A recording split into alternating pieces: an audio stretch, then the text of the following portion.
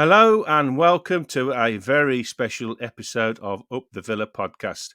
If you are new around here, drop this video a like, subscribe to the channel and get involved in the chat below. Today is a very exciting one for me. As I'm sure you can see, I have the pleasure of welcoming one of the most iconic players ever to have pulled on the famous claret and blue. Playing over 300 times in 10 years, and most famously captaining the team to the club's first league title in 71 years, and then going on to lift the European Cup 12 months later. I'm very pleased to welcome Dennis Mortimer to the pod today. Hi, Dennis. How are you? Hi, Justin. Yeah, I'm fine. Love this weather though. Yeah, Yes, a cold bit and cold, isn't it? miserable and dull, and but we've At got least we've got the football to World keep us Cup. busy. I was Yeah, going we've to got say, the at least we World got the Cup. World Cup. Yeah, it's been Yes, good. Have you enjoyed it? up to a point. I, Yeah, listen, there's great players out there, and it's yeah, it's it's great to watch them play, but I just get fed up like a lot of ex-players do with the antics that go on the pitch, yeah, the I get diving, the that. Yeah, feigning of challenges, feigning of being kicked, feigning that you've been bashed on the head with someone's fingertip. All that kind of thing just irritates me so much. And I'm sure there's plenty of people who are shouting at the television and wondering what the referees are doing. I don't know. yeah, Just just I'm one just of gets them. to me. I'm Yeah, one of it them. just gets to me, Justin. A lot of them wouldn't have survived years ago when you played, to be honest, because you just used to have to get on with it, didn't you? That kind of thing. You'd never have stopped a Look, game for it's hard. it's it's it's part and parcel of the game now, and I think professional footballers, I think they come to expect it, especially from certain players. But at the same time, what is the referees association doing to really figure out, yeah, whether players are really injured or whether they're just feigning it? And VAR, I think could have a bigger play in it. I really do. I think that guy in the studio. Yeah, and I've always said this since I started watching VAR. I think in the studio there should be an ex-player with the referee Yeah, assistant who's doing it all. And I think from that point of view, the ex-player then can use his knowledge and understanding of the kind of collisions, the kind of tussles for the ball, the yeah, kind of absolutely, yeah. jumping for the ball, and whether the player is just feigning it. It's I not think always an black and white, ex-pro. is it? That's the thing. It's not always black and Yes. white. You have to, No, no, there's it never. nuances, No, it isn't there? never is. It never Yeah, was. But it's got no, worse. It's yeah, got worse, I absolutely. think. And it's a shame that on such in the World Cup, I'm sure all over the world, people will be saying the same thing as I'm saying, and you, Justin. That wasn't a penalty. That wasn't a Yeah, free kick. yeah. Yeah, or that should have been a penalty and stuff like that.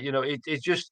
I'm sure it rankles with everybody around the world, really. With what's going on, because games get won and lost by it. Of I course mean, they do. it's terrible, really. Well, pre VAR, we used to argue and moan after the game about decisions, and VAR was supposed to stop that. Now we just moan and moan about VAR decisions, which it just seems madness to me. But there you go. That's modern football, like you say. So Yeah, basically, so move. I think the Go on. most interesting. Sorry, I think the most No, go on. interesting thing.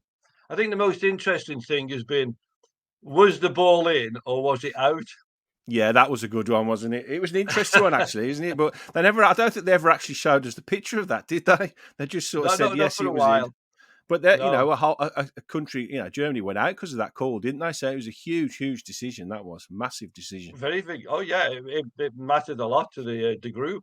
Yeah, It did. certainly to Germany.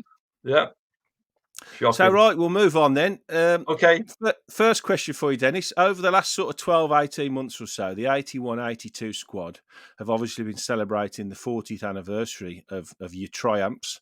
How has that been for you, attending all the events and reliving all the achievements with your old teammates and obviously celebrating with the fans as well? Well, it's been excellent.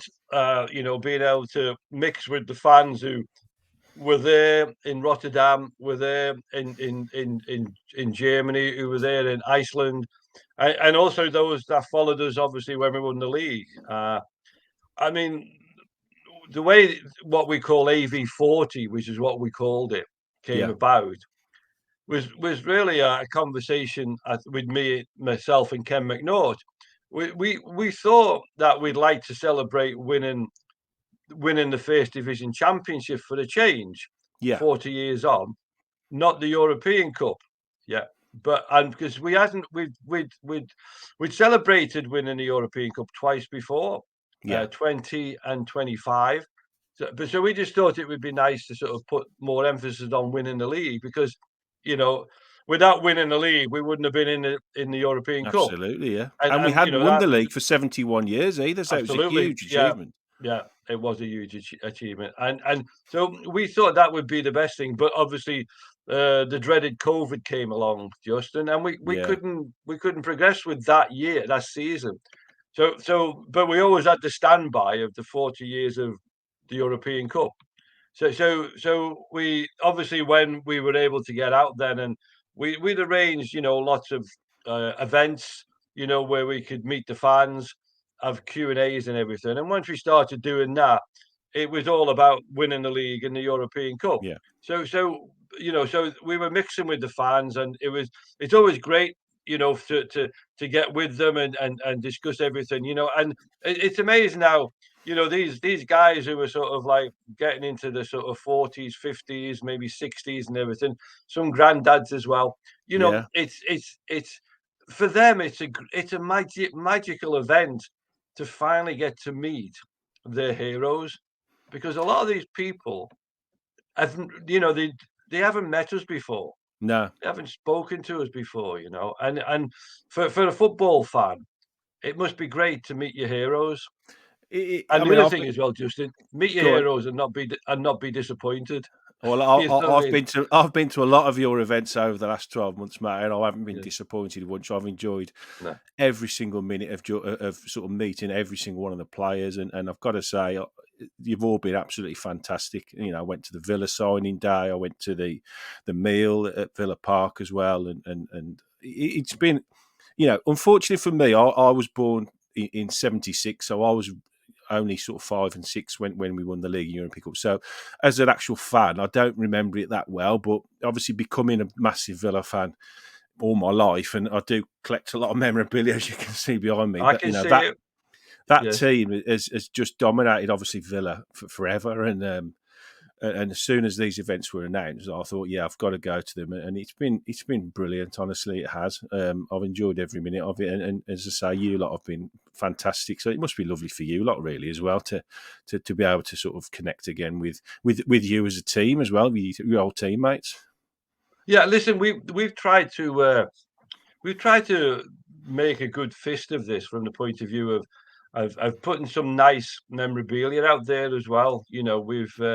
We've had two books. One was produced for winning the league, and then we had one for winning the European Cup. And I think the way the books were put together was really interesting.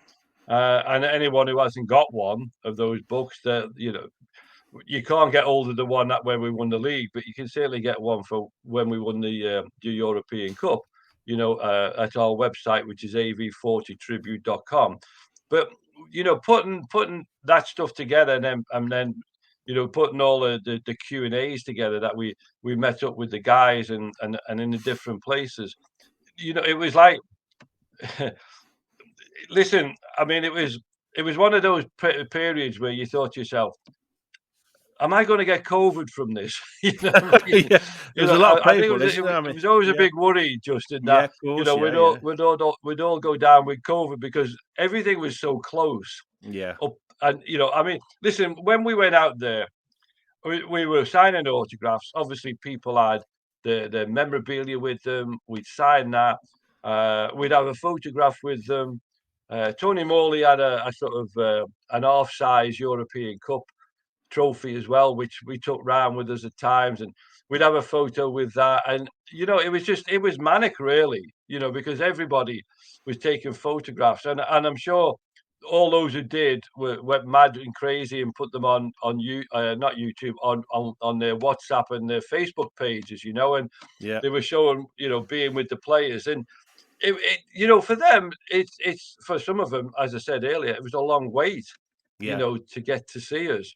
And I know, I and we were know. only I know queuing up at the Villa when I came to have my things signed there was people there Yes, that have waited decades to get to some of the yes, players that they just yes. wouldn't have seen normally. So to have the opportunity to actually get everybody together in one place was great, and a great idea, to be honest, and something that, No, it in was my a good opinion, idea. should be Yeah. celebrated forever, really, and I think it will be, to be honest. Yeah, and listen, those kind of things I always think are good for the fans, it's, I think the modern day football has become a bit untouchable. Yeah, And I think the players going back in the 70s, the 80s, and even before that, they love to be with the fans. They like to mix with the fans, because it was at a time when the fans could get up close and personal with you. But that's sort of dropped off now. It's become a little bit more sort of standoffish, and I think when you get an opportunity to meet ex-players who you've supported, like, for yeah, maybe 40 years. It's a magical thing. There was at that fan fest we had, Justin, there was an older couple, probably in their 70s, probably 80s, and the guy had a poster of that one behind your head, the European Cup one. Yeah. And he had that poster, and the only autograph he didn't have that one. was Yeah, Jimmy Rimmer. Yeah. The only yeah. one he Jimmy didn't was have hard to get. Yeah, Jimmy was was hard to get Jimmy for Rimmer. me. Yeah. Yeah. And I said to him, well, and he was hoping that Jimmy would have been there that day, but Jimmy couldn't make it.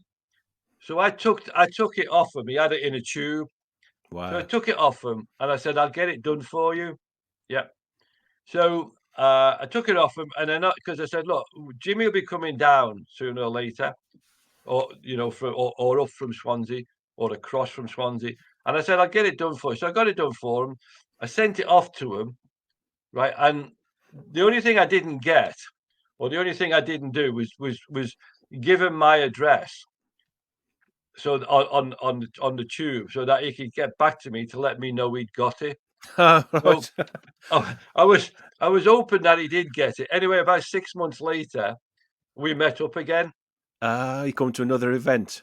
I think it was my when I was at Villa Park selling my book, Ah, and okay. he came up to me and he said, "Thank you, I got the," and I was Oh, so he did get it. pleased. I'm glad he I got was it. so Yeah, pleased he got I it, bet you but was. Yeah, that was the kind of they're the kind of people, this old guy was just wanted Jimmy Rimmer's autograph yeah, yeah. on his poster. What he's gonna do with it now, whether he's gonna put it on eBay or something, I don't know, but, it's just something that was he treasured so much, Well, and I'm sure he it's treasures it even now, the fact that he's got it filled by everybody. yeah. I mean, I've got all mine in. I built a bar during COVID, and this is where I'm sitting now, and all my memorabilia is in here, and I keep drilling into my two girls that I keep pointing out the ones that I mean I'll keep them for me forever. But when I've gone, I don't know what they're going to do with them. But I keep saying, make Yeah, sure you look after some of yeah. these because they're going to be worth a few quid in a few years' time. But I certainly won't be selling any of my memorabilia. But No, no, just no. moving on to what you just said earlier about your books, you obviously have brought out your book, which I bought when I came to see you at Chase Town actually a few weeks Yes. ago, and it was a great evening. For anybody that hasn't got it already, I've got it here. The Full Mortar. It's There a it is, that's the fantastic one. read.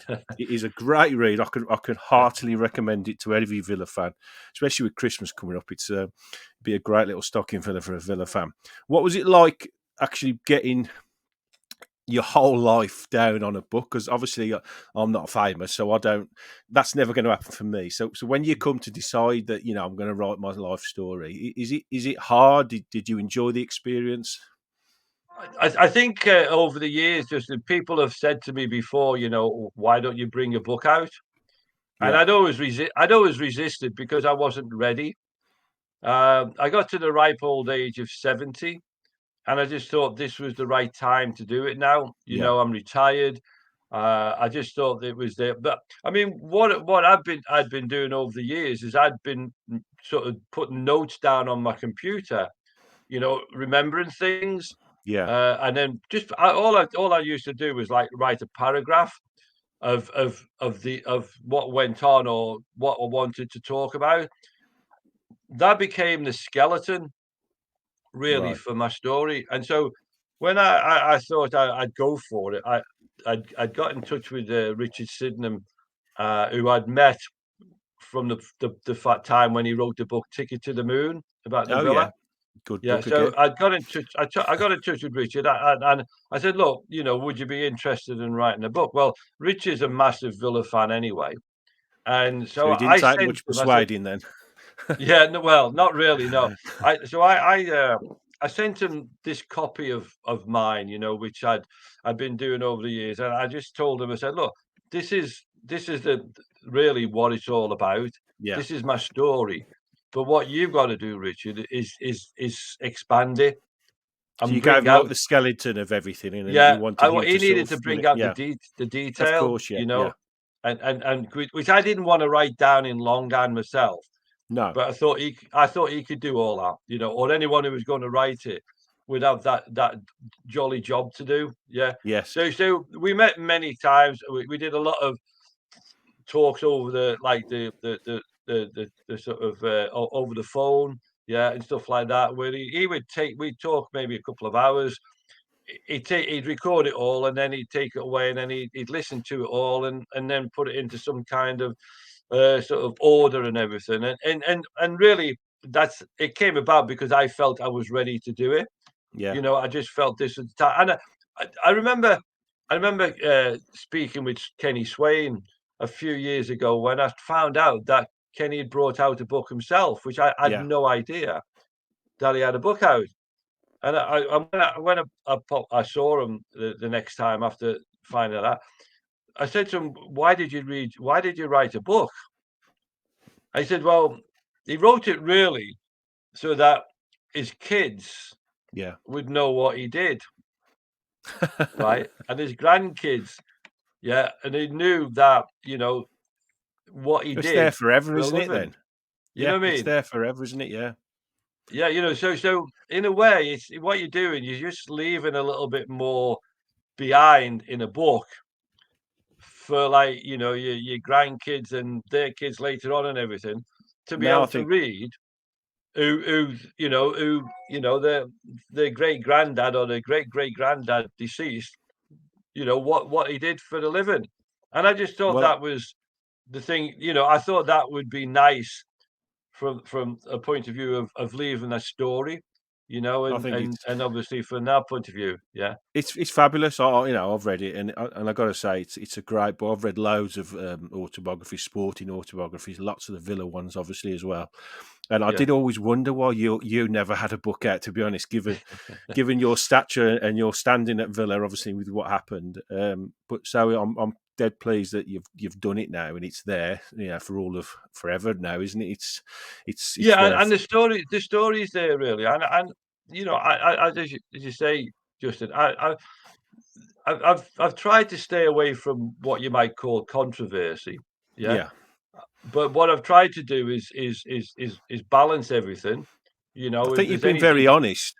Yeah, that's Yeah, what I mean. See, so I've tried to be balanced with it and put a point of view over which I just feel was the honest me. Yeah, and I think some of the stories that I put in there, people will realize that, especially when I talk about my time when I left the Villa, and the way I left the Villa, and obviously the way that Graham Turner, who came into the football club, sort of turned everything upside down. yeah, But it wasn't just it was. I know myself personally, and I can, I generally feel it. It wasn't just about him. It was also about the man at the top, yeah. and I just think back to like 2 or 3 seasons before that, so we've won the European Cup, and the following season we released Kenny Swain, who'd been one of our most consistent players, playing in a position at right back, which wasn't his normal position, but actually took to it like a duck to water, and was a real key feature in winning the league, right, and then winning the European Cup the following season. But the following season after that, then Kenny's discarded, and what he does, he ends up at Tottenham, not Tottenham, Nottingham Forest, and takes over from Viv Anderson at right back for the next couple of seasons. So Yeah, it's Kenny mad, Swain isn't it? could have easily done that for Aston Villa. Yeah, there was no Absolutely, need yeah. to have broken it up. Then you had Tony leave the following season with Ken McNaught. Yeah, key players again. Yeah, in that squad. And the way I look at it as well is that if you're not you shouldn't really let your best players go. If you've No, got other players coming through, you keep them as part of your squad for the time when you need them. And we did need them. In that following season after winning the European Cup, Kenny Swain, we needed Kenny Swain in the team. Yeah, because I think the balance of the back four changed dramatically because Kenny wasn't there because we had a young player playing there, and it wasn't yeah. the same, the experience. But Well, when you get a chance to talk about stories like that from the inside, I think people then sit up and take notice a of little course they bit. do, yeah. Well, why did that really happen? Why should it have happened? Well, I'll tell You you what know, then, we'll start then. We'll go through your Villa journey. I am just gonna cover the Villa part of your, career. Obviously, this is a Villa podcast.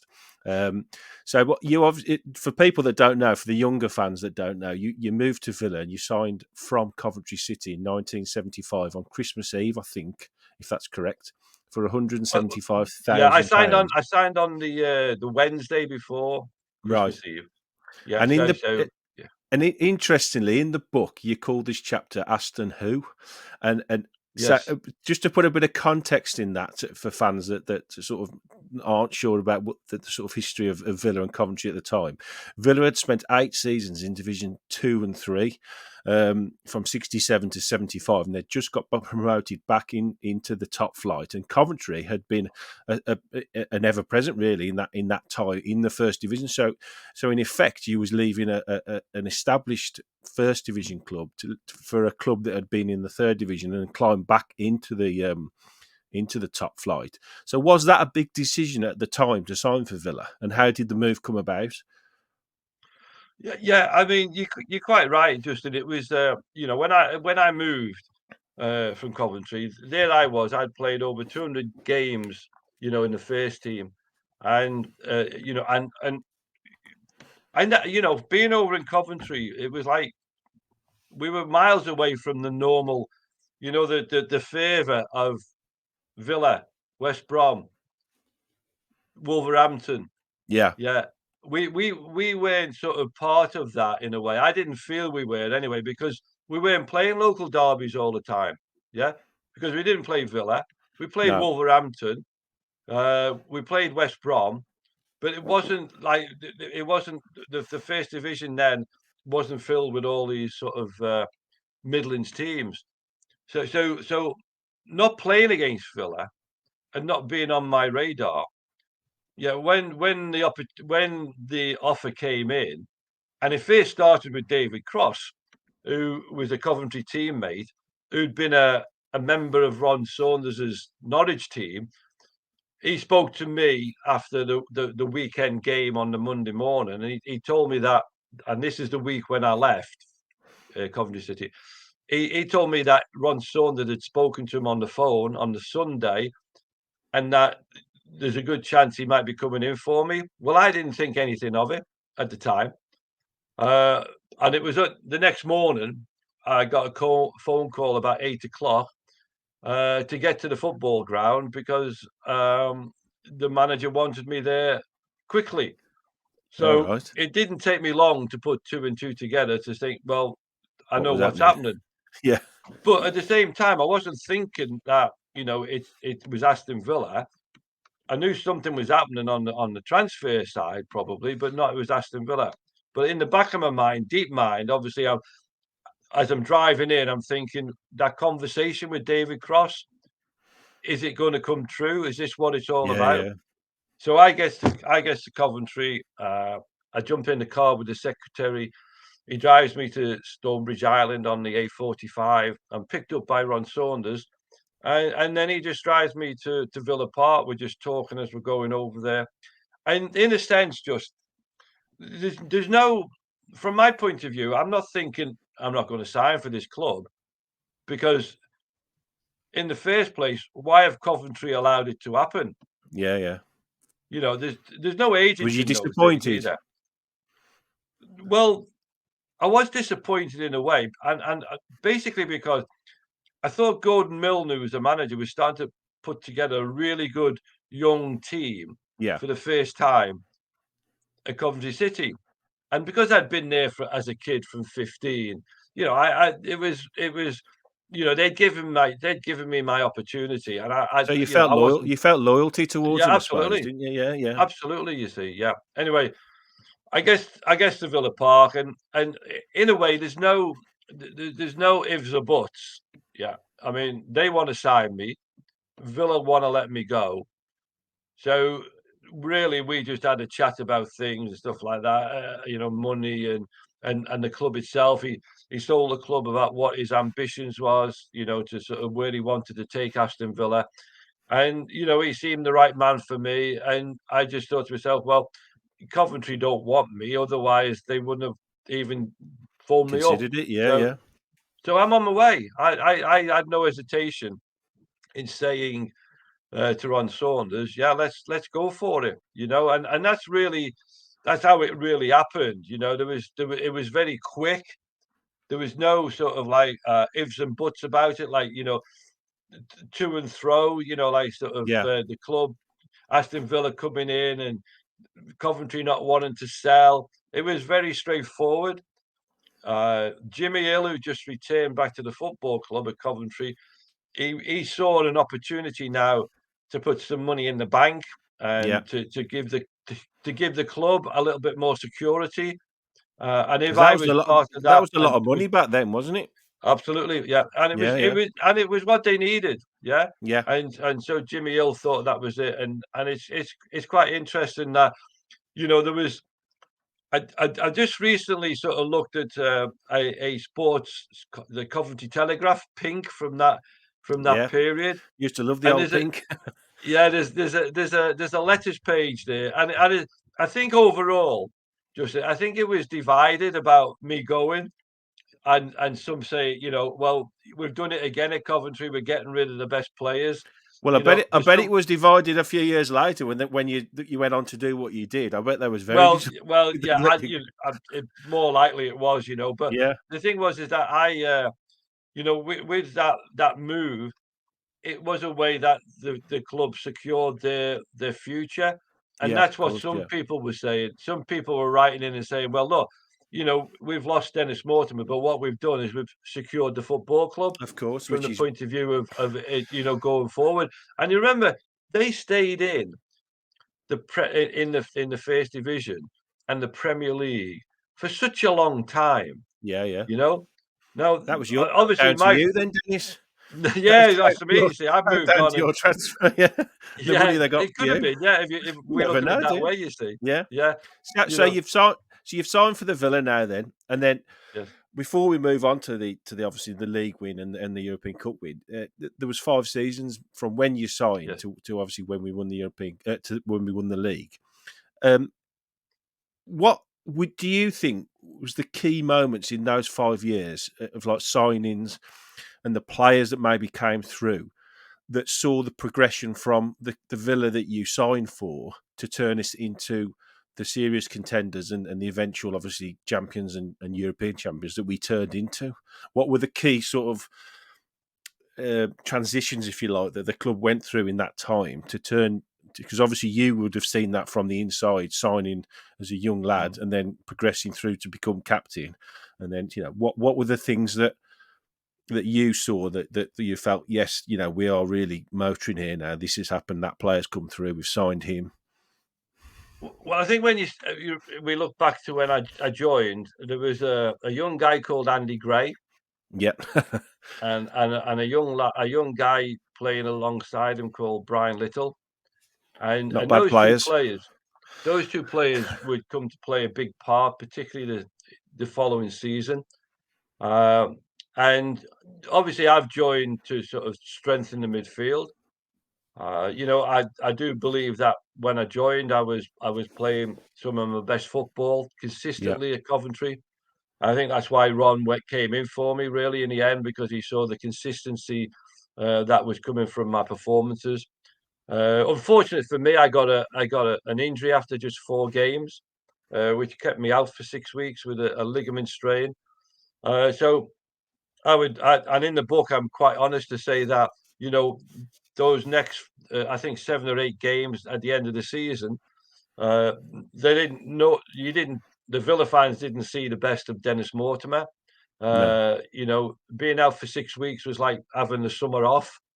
From an injury like that, you've got to get back into the team. you've got to restart again, haven't you? You've got to restart. Yeah, You need probably 2 or 3 weeks of really hard graft yeah, before you come back in. You've been away for 6 weeks. You've not done anything physical on a football field, besides just doing a little bit of training just to get yourself fit. So I'd had one reserve team game leading up to now Ron putting me straight back into the team for the next game of play. So I was fit. As far as Ron was concerned, I'm ready for the team, you see. But from my point of view, I'm not ready for the team because I've got no physical fitness. I've no. lost all that physical fitness I had before that I had coming to the club, which gave me that confidence to play. But I think the other side of it is that when I came back into the side, the the team wasn't performing really that well. And if you look at what was happening, I think Coventry and Aston Villa were sort of in the bottom, I would say 10 Yeah. of the league. They were neither of us were sort of. I think the points difference was very negligible at the end of the season, but we weren't performing as a team. So we were in a position just like Coventry were at the same time, where it could have been so easy. Where if we didn't get some wins, just we could have easily been in a relegation battle. Yeah. Fortunate we survived that, but from my point of view, I never felt I was coming into a side that was going to make life easy for me. So, From the so at point of that view. sorry, so at that point, you wouldn't have said that team was going to go on and win the league and the European Cup, then? No, you wouldn't, not this time. No, But it wasn't that team anyway that did win no, it, if you of remember. course, no. So getting that season out of the way, from my point of view, was ideal. And one of the things as well, one of the disappointments of that season is that I was knocking on the door of England, full England, sort of getting in the full England team up to that point, and if I'd have stayed fit, I think my performances at Villa would have been the same as it had been at Coventry, and I think things would have happened more for me from the point of view of an England call Yes. up. Yeah. But because I was out, I lost that impetus on the England side. Yeah. So the following season then was where it all happened. So you remember, so you think now back to that first season, the first division. You look at Brian Little. Brian Little only scored 1 goal last season. So Andy Gray got something like about 10, 11, 12. Yeah.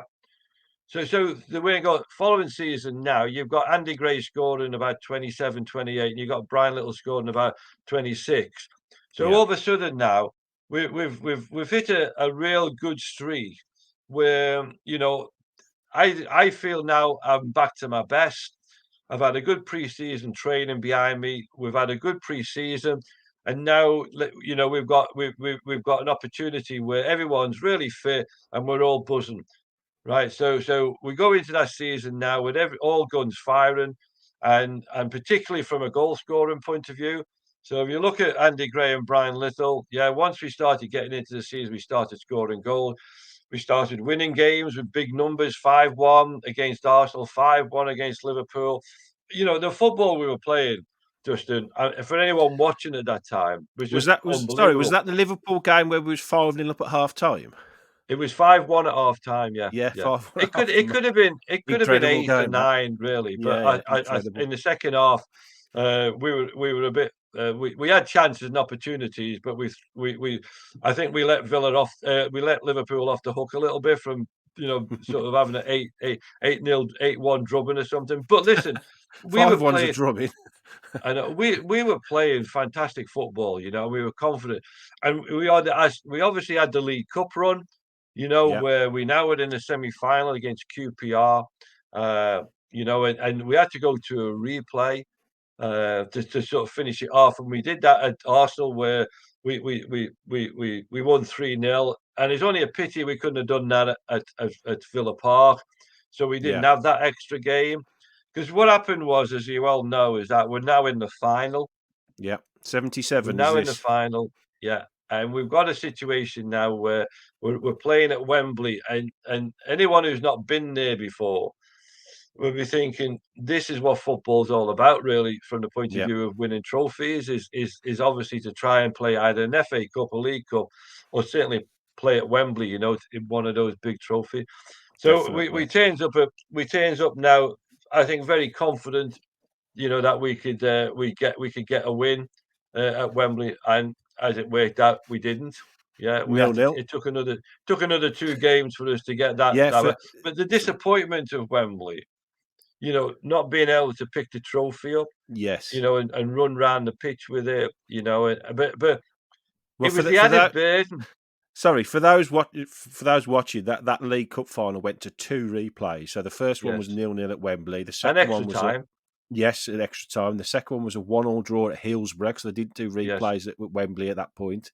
And the third game at Old Trafford went to the second replay. Villa actually went on to win it 3-2. So it was very interesting league. And I've got all three of those programs somewhere upstairs. So it was a very interesting League Cup win, wasn't it? And something they don't do now, obviously, because you know replays really cut into the season, don't they?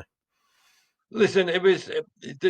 I think what with those replays, and also the fact that we played QPR in an extra game, yeah, to get through to the final.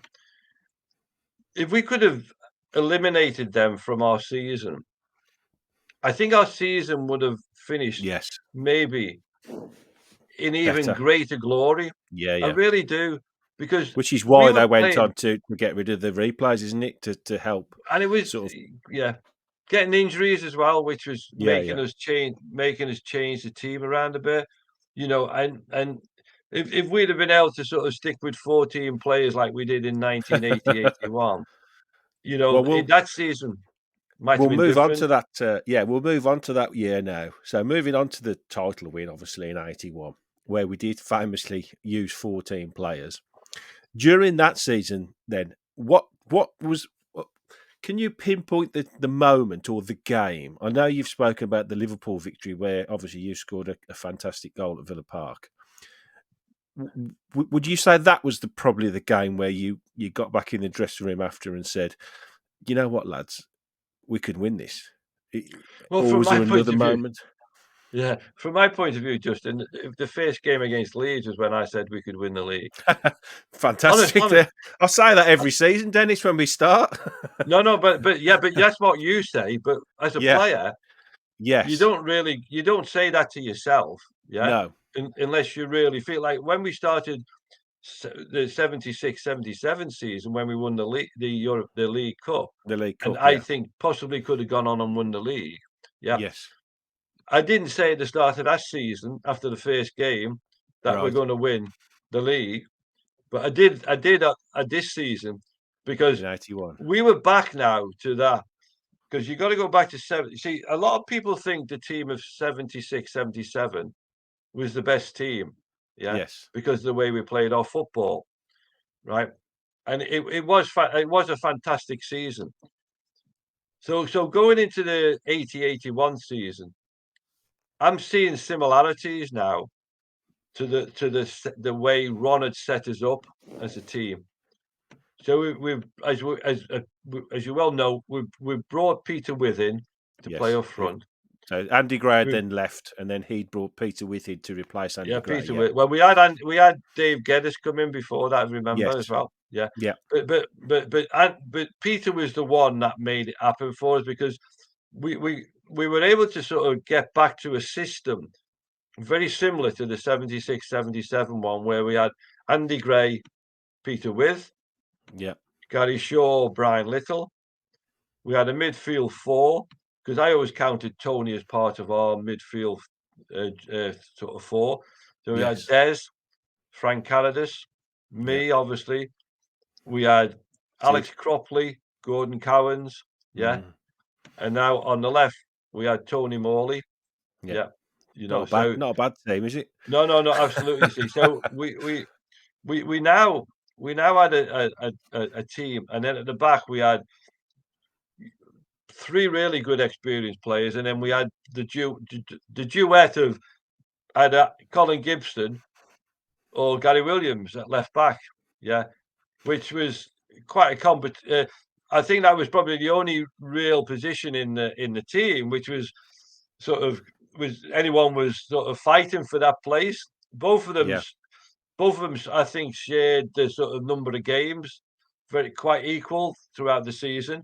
But and two different players as well. Gibbo was a different player from Gary Williams, but two good defenders.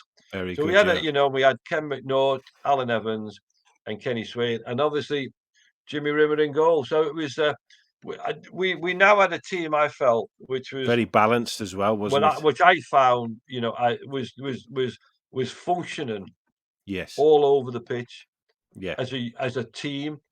And I remember, and that game, our preseason tour, I thought we were looking really good.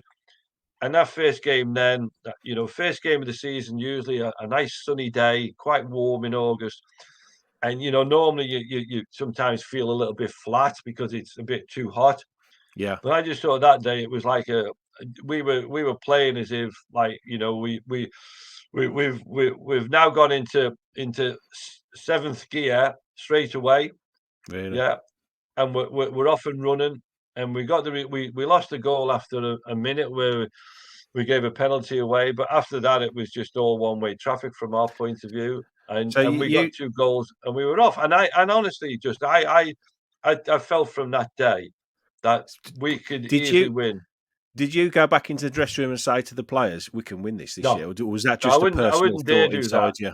So just No, inside you, you just felt, yes, yeah, this just yeah, feels no, no, like something's happening here. absolutely, Yeah. yeah, So was the yeah. Liverpool game a real like momentous game for you? Because obviously they were the team to probably beat that season, weren't they? Yeah, I mean, Liverpool had won it the season before. Yeah. They were always there or thereabouts, and they were starting to sort of come good again. They were in the European Cup again as well, so Yeah. doing really well. And they were a fantastic team. And I just felt coming up into that game now, in January, we needed to lay down, a real pointer to A marker, everybody, yeah. that we can really, sort of show that if we could win this game today against Liverpool, yeah, then we could be now saying to just Ipswich really, that Yes. listen, We're here. we're going to be there till the end of the season, Yeah. yeah, and you're going to have to, you're going to have to fight for that championship, yeah. But what we need to do is get Liverpool out the way, and I think most of the guys thought to themselves would have been going into that game thinking that, yeah, Liverpool's the game where we can shift them out the way, Mhm. give them another defeat. Yeah. It certainly would be great for us from the point of view of giving us a lift,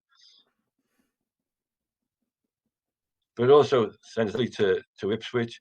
I mean, you got to remember as well, West Brom, were fighting as well Yeah, for yeah. the Well, I was title. just actually, I was You just know, gonna mention that, Dennis. they A were lot of very people close.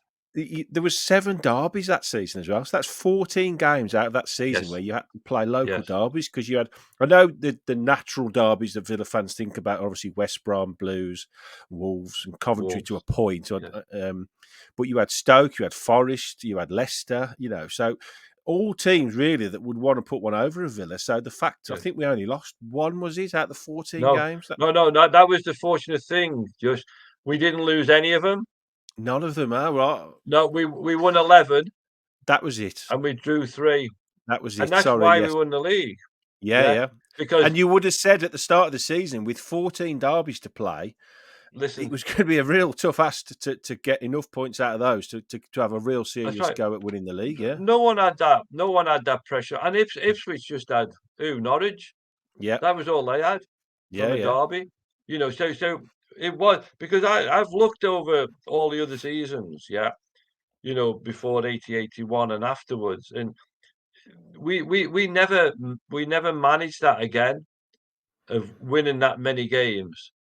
Yeah, 11 derbies and losing none and drawing 3. We never did that again.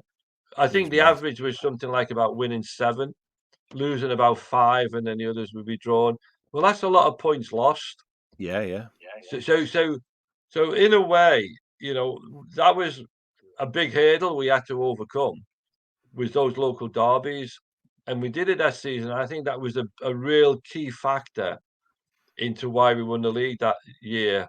Besides the I fact think, that we beat Liverpool in that game, yeah, that helps. and will always be remembered because people bring it up all the time to me when we talk about it. About the goal I scored. The You know, marauding run now, from the middle of midfield, Dennis, where you just got the little 1-2 on the right-hand side, was it? And then you went well, it was through. no, it was the listen. I can take you through that I bet every you inch of can. the way. Yeah, I bet you yeah. can, yeah.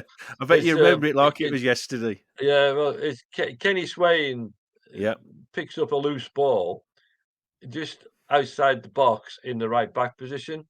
yeah. And Alan Kennedy, who'd made a run forward from the left back position, had been challenged by Des. And possibly in this day and age, it probably would have been a foul. We'd have gone to Yeah, VAR. it would have gone to VAR. It would have been called back. Anyway, so the ball runs loose. Kenny picks it up and now with Alan Kennedy now sort of out of position. Kenny Yeah, starts to advance towards the halfway line. As he starts to advance towards the halfway line, I'm on the edge of the box, our box. And as soon as Kenny set off, I set off as well. So yeah, I've set off, and I'm just looking forward. And Liverpool are pushing out up to the halfway line. They're trying to squeeze Peter and Gary. Yeah. Anyway, Ken goes all the way to the halfway line. He does a little bit of a back heel and a little bit of a crossover with Gary Shaw. Gary takes the ball off him, one touch, and then he spots me running, and then he yeah, plays the ball into the empty space, which he and Peter have vacated, and Liverpool have so nicely left for me to run into. yeah. And To then run I've then straight got through. onto the ball, and all I've got to do now, Justin, is put the ball in the back of the net. That's all you got to do. You make it sound That's all you so got to- easy. There's 20,000 tenders, yeah, Holding their looking at breath, me yeah. now, coming towards No them, pressure. thinking to themselves, as he got it, as he got the Can he bottle to get it finish? in the back of the net. Yeah, Brilliant. and and you see when you go on a run like that, all kind of things go through your head as a player. There's two things you can do. You can either go round the keeper, but by going round the keeper, you stand a chance of maybe running it out of Yes. over the byline or going to a bad angle, and then you can't get it in. So at the time, I just thought to myself, no, I'm just going to go for this early. Just So bury it. so as Ray Kennedy came running out towards me, that was the time when I thought I'm just going to place it past him before he could really get settled. And so I've just played it now on his left hand side and just shoved it into the net. To my great relief, to be honest. Yeah, and obviously 2-0, 10 minutes to go. It just felt like that That was it. we've won Yeah. the game we wanted to win. Yeah, I have a and feeling. I yeah. have a feeling, Dennis, that you could probably talk me through every single one of your Villa goals. To be honest. No, I couldn't. No, Oh, I right. couldn't. I couldn't. No, Just the honestly, most couldn't. important ones. Yeah. I remember one against Stoke City. It's in '79, which was a goal of the season. Yeah, Oh, right. which Just the was goal of the season. Yeah. just a goal in the Yeah. Midlands, not Oh, not not okay. the Yeah. rest of not the rest of the country, just in the Midlands. In star soccer.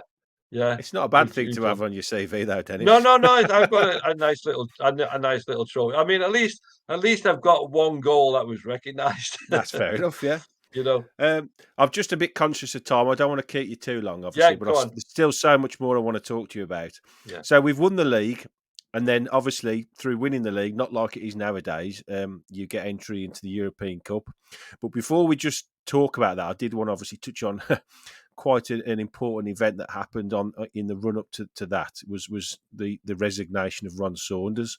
Yes. So was that a shock to you? And what effect do you think it had on the team? And in some ways, do you think it might have even galvanised you? Well, it was a shock. Um, the players themselves, when you're at a football club, you probably quite a few players will probably play under maybe two or three managers, and when Yeah, they come and go, it's one of those things where you just feel, well, either you've let the manager down, by the way you've been playing. Yeah, and obviously the fans are getting onto the manager, and the board are not happy, and they sack him. But that wasn't the case. No. If things were going, things were going well.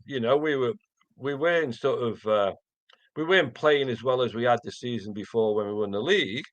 But what we had going for ourselves was playing in Europe, and for anybody, I think any fan, I think winning the league again would have been nice, but winning the European Cup, that now is what you Yeah. want to do Of now. course. You Yeah. want Yeah. to get the two, yeah.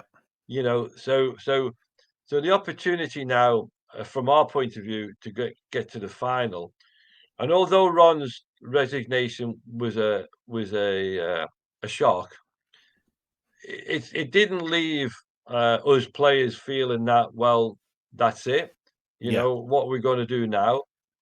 There was a lot of experience in that team, yeah, throughout it. So there was no sort of now sort of sitting having a meeting and finding out what we're going to do and everything. It was the important thing that happened at that time was the appointment of Tony Barton. Yeah. And For I believe if he, continuity. yeah, I think if the club had gone outside Yeah. and brought in a new manager, that new manager might have upset the whole apple cart. I'm not So saying he would do have you done, think but do you think Tony Barton coming in and his sort of mantra, looking from an outsider in, and what I've read about it, is that he had a sort of, if it's not broke, don't fix it kind of mentality, and he sort of almost let you not get on with it, because obviously he still had to manage the team, but what you were doing under Ron was working, so why mess with it too much? yeah, well, that was the point, Justin. Yeah, If the chairman had gone along the lines of now thinking that a new manager was needed, yeah, maybe because of our results in the league, not in Europe. Uh, they might have thought, well, the important thing is now is to obviously get a good position in the league and maybe yeah, get a position again where you qualify for Europe.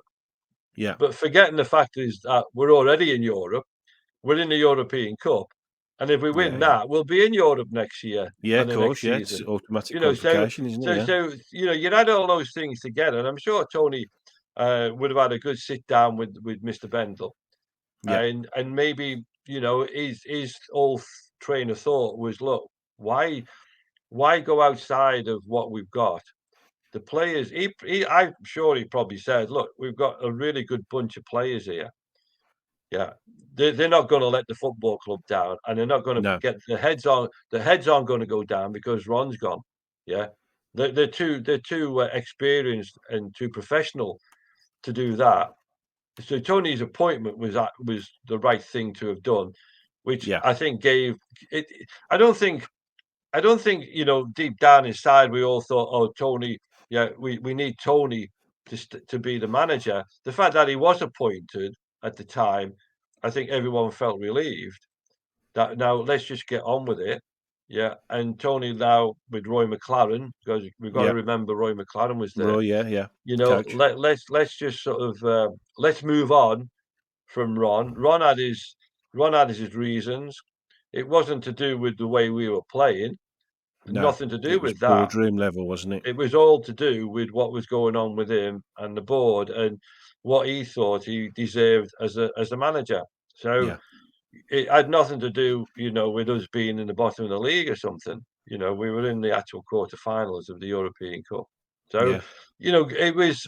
I think it was much the players sort of realizing without talking about it that well, look, guys, we've got another game coming up. We've got to go to Russia. We've got to play in the quarterfinal. We're now just like 4 games away from being in the final itself.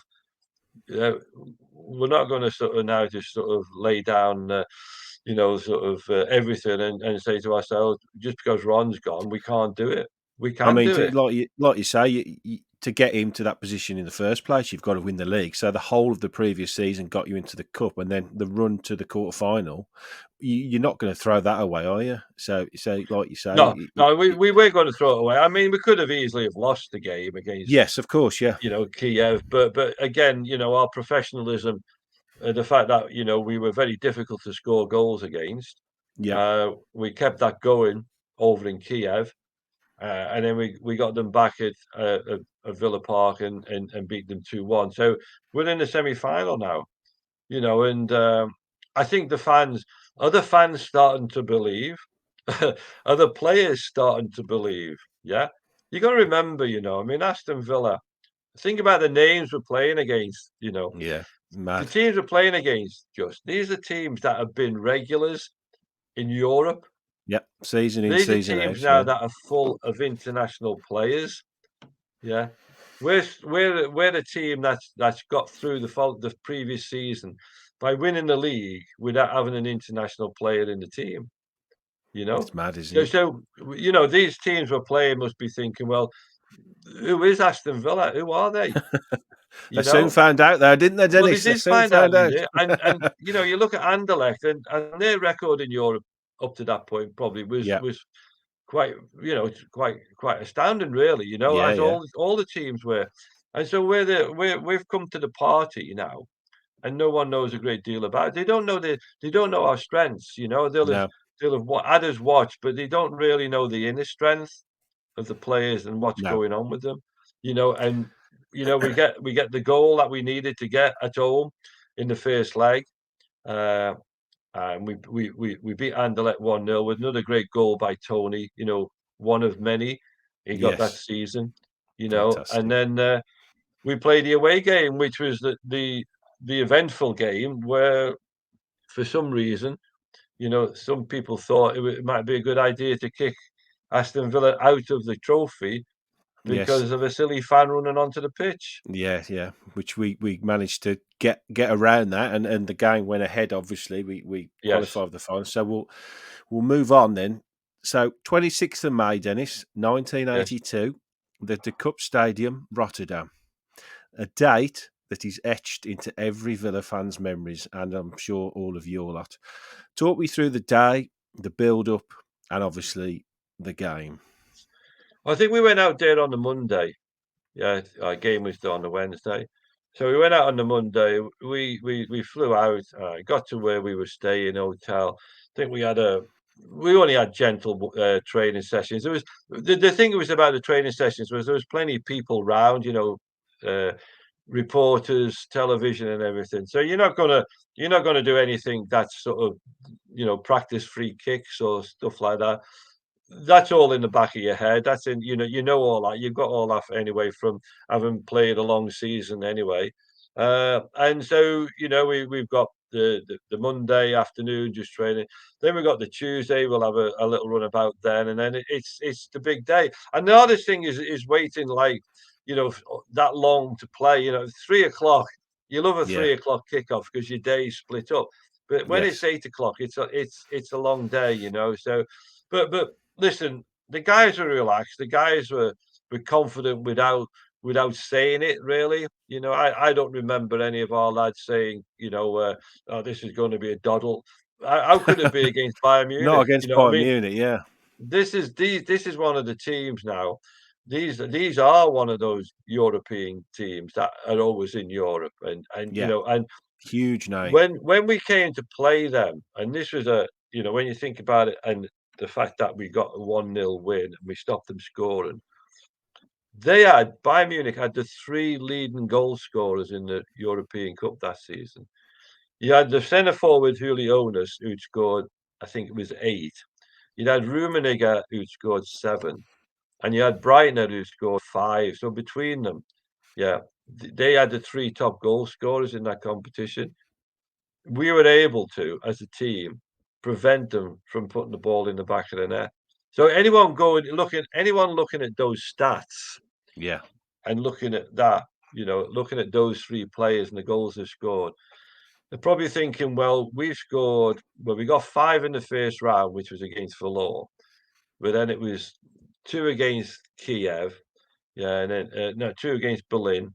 Yeah, and so we hadn't scored many. 1 against Anderlecht. We weren't scoring a lot of goals, but we weren't conceding a lot of goals. So from our point of view, going into this game, I think people supporting Bayern probably thought to themselves, "Well, we've got the leading goal scorers in this competition. Surely this one's going to be Yeah, we'll be should be fine here. easy." And Just it just wasn't easy for them, no, just and go. it wasn't easy for us. You know, We had we had Nigel on a few months ago. I know Nigel, and he came on and chatted to us about the game. And he said, obviously, when he had to come on, that Jimmy Rimmer, he didn't know Jimmy Rimmer was carrying a that's knock. right. Was you aware of that? Because he said No, he didn't think many people, if I think the manager knew, maybe one other yes, person he thought knew at the time. So would you? probably the physio.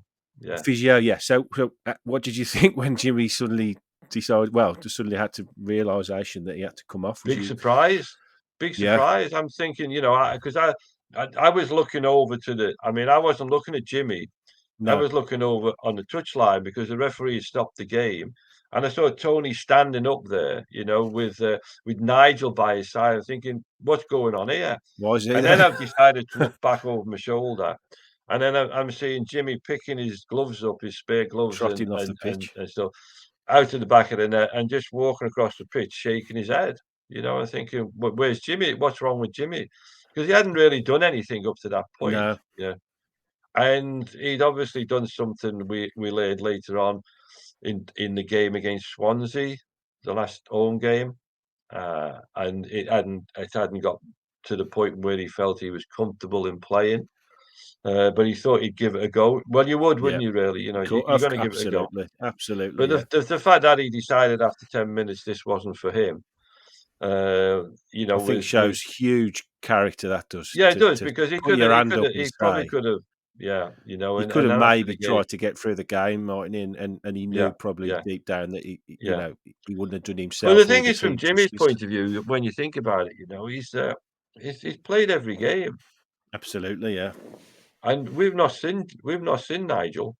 Yeah, you know what I mean? It's a good job he We've was seen good, him. wasn't it? We've seen him on the training You obviously ground. knew him, didn't you? You must have known Yeah, him. we knew him. Yeah, Who's this we guy knew coming him on? good. But we've not actually done No, we've not played a game with him. Yeah. So here he is now stepping into the biggest cup competition besides the World Cup. Yeah.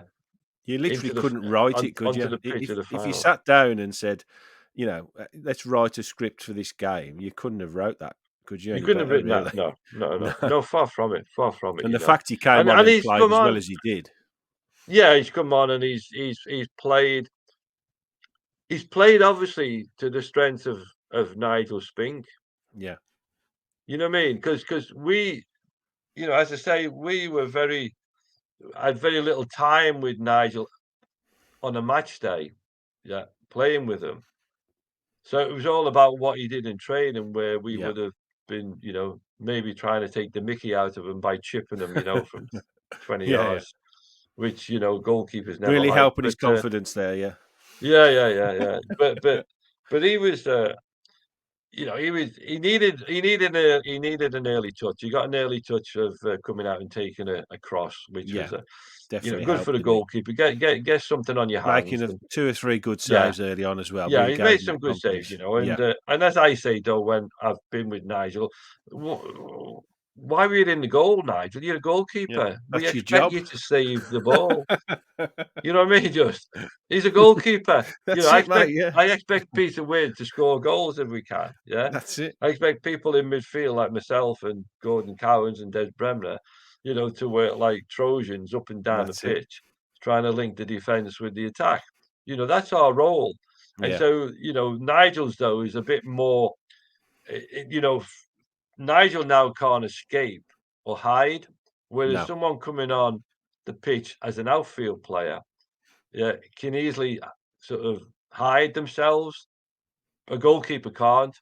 It's so no. important that he's on, and he was, and it was. Listen, it's a great story for Nigel, to come on the Absolutely, yeah. pitch He's a and top be bloke as part well, of Nige, isn't he? a great evening, and but all the lads, listen, the way Bayern played, when you look at it, when I look at it again on video, they played very deep at the back. They didn't push on, and squeeze the pitch. They left the pitch quite long, and so from our point of view, it didn't give us that springboard to counterattack, No. because They've done normally the you'd have. homework on you, Dennis. Yeah, yeah, they did. They knew what kind of a team we Yeah. we we we could be, and how difficult we would be if they gave us that opportunity to counter, because we had that's what we lived on, really, was that link between winning the ball on the edge of our box, Well, and Tony Morley myself was the key, wasn't he? as Tony, How Gordon, quickly he could break and yeah, So linking with really, Gary. tactically, they nullified you, but to find a way to actually win the game and stop them from scoring was really unbelievable, wasn't it? When you Well, it think of it was, like that. because it wasn't expected, just because, No. as I say about that goal, I think that was the first and only time that Tony got behind their defence, Yeah. right? That one time he got behind the defence, that one time where we sort of dislodged, really, their system for 10 seconds. Yeah. It's all it took, isn't it?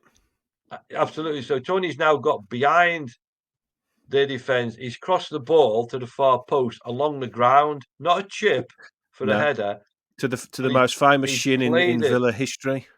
Yes, and Peter's now put it in the back of the net. It's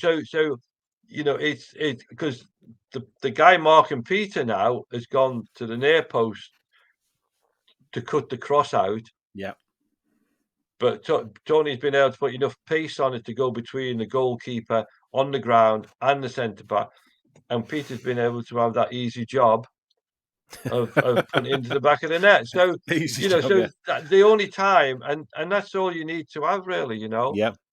And To so win a game 1-0. a after he scored then, did it feel like that the time was going very, very slowly then? Did the clock No, no, was you all the sort of whole watching game the was clock? like that, to be honest. How was Yeah. it? Listen, there was a clock there, but Yeah. I don't remember myself looking at it. I just thought to No. myself, no, let's just concentrate on what we've got to do now. We've got a Yeah. lead, yeah, and let's just try and keep playing, keep plugging away the way we had done, and we weren't, sort of getting lots of the ball, but what we had to do was make sure that we didn't give them an easy passage where they could get one back, and then that might be the end of it for us, and it was great to win 1-0 Yeah. in 90 minutes, Yeah. There's not a better score because to win by, I don't think, than 1-0. yeah, I no, I mean they must have been devastated that they couldn't Yeah. score Yeah. after all the goals they'd scored previously. Yeah. I mean, So go on. I've got a question from Luke actually before we came on. yeah, He asked me to ask you. He said, "So we've won the game. yes. What did it feel like to know and uh, to go and lift that trophy? Was you very aware of the significance of lifting it and going down? I mean, I'm not sure how aware you are. Like, obviously, if it was a big moment in our history, but obviously the picture of you lifting it, which I've actually, as you know, got tattooed on my arm. Your face is on my arm. That picture was going to go down in history. So, was you aware of that, or did you just? I can't. Did you have a idea of what you was going to do when you lifted it, or what was To it be like? honest, What was it like lifting that trophy? listen, Justin, you got to realise, for any professional footballer playing in the first division, when you've seen Liverpool and Nottingham Forest win the trophy, Yeah, and then lift it up, if you get a chance to do that, yeah, it's. I always classed it as the icing on the cake. Really, the winning yes, the league was the big one for me. yeah, The winning the European Cup now, yeah, it was now justifying that winning of the league. In other words, yeah, and I think most of us would feel the same way. Probably, let's not let England down. Yeah, let's take it Yes. again and Yeah, win yeah. that European and show everybody around Europe, that we have got the best teams really. Yeah, yeah. Yeah, to be able to win this competition. So I think going into the game and thinking, well, you don't think can we win it? You just think to yourself, you know, let's go out there, let's win. There's no you're not pre-guessing yourself. You're not No, no. thinking about what it'd be like to pick the trophy up. No, I've no. done that I suppose you previous don't wanna let season. yourself get that far ahead of yourself, do Absolutely, you? yeah, because it Yeah. could be a big letdown. It could be a big Absolutely, yeah. disappointment. Because obviously I felt that obviously when I saw, Graham Souness and Phil Thompson, Yeah, pick yeah. the trophy up and then John McGovern pick it up. Yeah, yeah. I felt I'd love to do that then, but now we were there in reality, And you was actually gonna do it. and there was an opportunity now for us to win it. Then you've just got to say to yourself, well, we've got to play. We've got 90 minutes. Let's get out there and do it. And then at the end of it, if we're champions, then that's when we can all relax and now really Enjoy it. enjoy the moment. Yeah, And I think I enjoyed that moment like all the other lads, and all the fans. It was a moment of supreme happiness, really, from our massive. point of view, and the fans, And from you our know, point of view. w yes, it was just beyond, yeah, I think our dreams Does that, it still feel like yesterday? Can you still It like certainly does. No, no, yeah. it does. Every year, when you watch it played, you just think, yeah, we were there once. It was Do you 40 sometimes years. get up on a Sunday morning and have a cup of tea and sit down in the chair and you just think, "I lifted the European Cup." No, no, no. No, I would. I'd be no, it's thinking that every day. no. Listen, I've got pictures around me that sort of that I've got pictures in the house which remind me of it Yeah, yeah. anyway. It's a Amazing. constant, but it's a constant anyway, just because people Yeah, talk cool. about it. And that was what AV40 was about, going out Absolutely, yeah. there and talking to the fans and celebrating 40 years. I mean, crikey, 40 years on, It's it amazing. Well, we think about that's it, when as yeah. a person, you wonder where the 40 years have gone, really, Well, that's what you know? I've got 2 questions left for you, Dennis. One of Yes. them is just running on from that. So, are you obviously this is probably a daft question to ask, but you must be proud of the legacy of that team and like you say, 40 years after it's happened. I bet you can't imagine. I bet you didn't imagine then that 40 years later, it would still be such a heralded thing, really, for the fans and the club and the team. Well, You know, I think from our point of view, I think we all felt that, the success we had would bring on more success of the absolutely, yeah, same at the same level, winning the league and then going into Europe and winning yeah, in Europe. Yeah. And 40 years on, we're still waiting for it, just as a lot of fans are, really. yeah, They're really starved of what you know we what we thought we were building in, and what Ron Saunders thought he was building in 80, 81, 82. Yeah, and it didn't work out. But from our point of view, yeah, we know ourselves as that at the moment we're the most successful Aston Villa team ever. ever. We know That's some ourselves that legacy. That's some legacy to have laid down. well, absolutely. See, I mean, we know ourselves that we've left a fantastic legacy behind, and we'll always be remembered because whenever you read a book that's written about Aston Villa, yeah, whatever book you read, yeah, You're in it. it's always going to mention Yes, 1980, 81, 82. Yeah. And absolutely. it's gonna name all the players, and those players are gonna be sort of and people will then sort of go, "Well, let's have a look at this," and go onto YouTube and have a look and find out about the players and everything and see what they do, what it was all about. They'll see the shitty pitches, sorry about that, but those It's pitches we alright. had to play on, Yeah, yeah. compared to today, Bit different to you today. know, uh but no, we as a group of people, we know where we stand with the Yeah. football club. Yeah.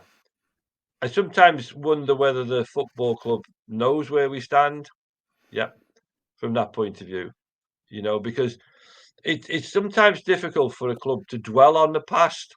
Of course, because they want to create new memories, don't they? They want They to want to, create new yeah, and teams and and and and from our point of view, is that's what we want the club to do as well. You absolutely, yeah. know, we want the club now to have a maybe another team that excels in the way we did. Well, And you've preempted my final question there, Dennis. So yes, it's a bit of a two-parter, but I'll give you the first one first. Can we, can and do you think the Villa will ever win the European Cup again? I think that one is going to be beyond them. Yeah, Really, I think the Premiership, yeah, in a season like Leicester had, where maybe the big boys sort of have a bit of a season off, yeah, and they get an opportunity to put a good run together and quit. So I think there's a possibility of winning the league, but we all know what winning the league takes, yeah, and it's a lot of money, and it's also having the best players, and you've got to have and it's not just something that happens overnight. You've got to be up in that. You've got to be in that top four yeah, all the time. If you want to win the league, you've got to be in that top four because that now will yes, bring better players to the football yeah, club. yeah, You're in Europe, and it'll also give you an opportunity. See, I just think the Champions League, it's. We had 9 games to win it. mm. You've got 19 now at the moment. My That personal might, opinion is I think the European Cup, the Champions League as it is now, is yes, devalued from where you won it, because the whole point of it, and even in the new wording of it, Champions League, you don't have to be champions to get into the yes, Champions no, League. You know, yeah, when you won it, your team, you had, like you say, you had to win the league, and then you got qualified, and then so it took you 2 years in effect to win the European Cup in those days. Whereas yes. nowadays you can finish fourth and win the European Cup, well, the Champions League the year after. So I think it does Yeah, but devalue it a from little. I think from the fans' point of view, just it's a great moment to be in that sort of competition. And Absolutely, yeah, if yeah, you can get into it, sort of through finishing fourth, then that's what the fans want. That's what the club wants. The club wants yeah. that. They want Europe. But So I that just that what I that is feel it. sorry, that's my last question actually. Is Yeah. what are your thoughts on the current team and your opinions on what they can maybe achieve over the next few years, and what do you think of the new manager as well? Well, I thought Stevie Gerrard was starting to maybe put something together, and it didn't work. So Yeah, I think that was disappointing. I really thought that he was going to bring something to the football club that it needed, and that was like an icon at the top, yeah, someone who knew what it was all about to be successful and be a winner. But he wasn't able to instill that into the team. Uh, whether I don't know. I've got no idea. I don't know how he worked with the players. I don't know what he was getting, but you think sometimes, I look at it and I've seen a few games this season where I just felt that the big weak link for me was midfield. That's yeah, my honest opinion. I didn't think it was at the back. I thought it was in midfield. I think taking the captaincy off Tyrone Mings was a big mistake by Stevie. yeah. Uh, he should have left Tyrone with the captain's armband. It was an unnecessary. It was an It was unnecessary thing to unnecessary do. I thought. Yeah. unless Steve had an ulterior motive, and that was, Yes. he wants to get rid of Tyrone Mings, Yeah. Yeah. but to replace him with what? Yeah, Yeah. Yeah. you know what I mean. So I think he made a couple of mistakes, which probably threw the rest of the players a little bit. And it's certainly, I think, from John McGinn's position, yeah, being given the captaincy now, we talk about that as ex-players and think to ourselves, well, what's happened to John? from the point of view of this season. He's not moved on to the player that we all thought he was going to. He's And stalled, hasn't he? so it's whether it was good for John to be captain, I don't know. He's the only person that would be able to tell you that. Yeah. Yeah. I mean, I remember when I took over the captaincy, yeah, I had there was no sort of saying. Ron Saunders hadn't told me that I was going to be captain. He just gave me on the day. So I had no time to think about it. I just got on with it and everything, and it just went from there. Now, I just think now, when you see, you would have had maybe people that like Tyron, yeah, who thought he was doing a good job, but taking that off him now, did they feel as if that that was going beyond what they felt was right at the time? Possibly You don't caused know a bit of these things, you friction see. as You don't well, know how it don't might you? affect. You don't know how it might Yeah. affect people. You know, so I think little things like that uh, weren't helping Stevie. Yeah, scoring goals. You go back to being successful. You've got to have two goal scorers who Yeah. score regular, Absolutely. Yeah. and Yeah. if you can, I think in the modern game today, if you get two goal scorers who score more than 15 each, you've got to have a good team. Yeah. Yeah, you're gonna be So there or thereabouts. 30 so goals. basically what you're saying is we need Peter With, Gary Shaw and Dennis Mortimer. Des Bremner, Des Gordon Bremner. Cowans. Yeah, Gordon To Cowans. be Yeah, honest, and Tony I'm not Morley. saying this. I'm not saying this just because you're here, but No. for me, what I've felt like for quite a few seasons is we are missing that all round central midfielder that can do everything. I mean, we're watching Jude Bellingham at 19, absolutely fantastic performances in the Yes. World Cup, and Yeah. that player that can do everything, and like you did, and I'm not, as I say, I'm not just saying it Well, because there you're is a here, player. but There is a player there, Justin. There is a player there who, given that role and given the right players around him, which is Jacob Ramsey. Yeah, yeah, yeah, he yeah, can do that. huge talent, yeah, Yeah. What I like about him is that he can run with the ball, a bit like Bellingham. Yeah, yeah, but he's got to have the players around him now who he can play off and work off. yes, So that to me now, if being a manager, looking at Jacob and the way he plays, I'd be wanting to build a team around him. He's the right, future. yeah, He's a real bright future for Aston Villa. Yeah, I because of the agree. way he plays. And if you look back at the last game against Man United, yeah, he was outstanding in that game. He And was, and the reason why he was is because he was picking the ball up on the right hand side. No one was picking him up, and he was off. There was yeah, none of this now getting the ball and going backwards, like one or two of the midfield players do. Yeah, yeah, they go backwards instead of forwards. Yeah. The thing about Ramsey is that he wants to get forward with the ball, but the rest of the team now are going to be switched on to the way he plays. yes, And the way they play is that Jacob likes to run with the ball. So he needs players like I had with Peter With and Gary Shaw. You need what you call a wall. You need to hit them, get it back, yeah, yeah. and then To go again. to be able to progress the team up the Yes, pitch, basically, yeah, yeah, yeah. absolutely, yeah, What you don't want now as a player like Ramsey is that you get your head up and you see the space, right? If you can hit the ball into quickly and then move without the ball, like I used to do, and then get it further up the pitch. That was what I like to do. And then yeah, what I'm looking for is the next link. I find in the game today is that forwards are too often showing the back sides to the midfield. In other yeah, words, yeah, they start off on a run, yes. right?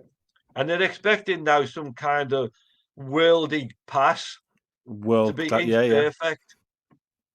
But people like a midfield player like that, they want players to bounce off, get it yes. So back, you and want go somebody with again. the back to goal, really, don't you? That's what you're talking Yes, about. Somebody absolutely. that That's you what they can want. feed Yeah, the yeah, ball that's what into and that's what he needs. Yeah. get the team up the pitch, Yes. get them in positions where they can hurt other teams. Yes. Absolutely, Yeah.